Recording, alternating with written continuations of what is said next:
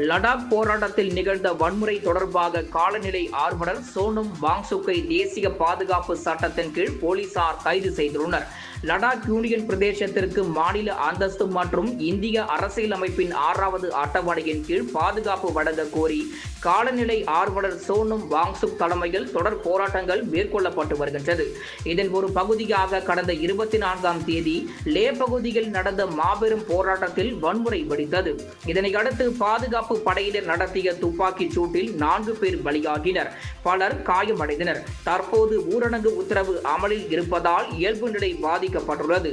லே கலவரத்துக்கு சோனம் வாங்சுக் தான் காரணம் என்றும், அரபு நாடுகளில் நடந்த போராட்டங்கள், நேபாளத்தில் ஜென் இசட் எழுச்சி ஆகியவை குறித்து சோனம் வாங்கு ஆற்றிய ஆத்திரமூட்டும் உரைகளே வன்முறைக்கு காரணம் என்று உள்துறை அமைச்சக அதிகாரி ஒருவர் தெரிவித்துள்ளார்.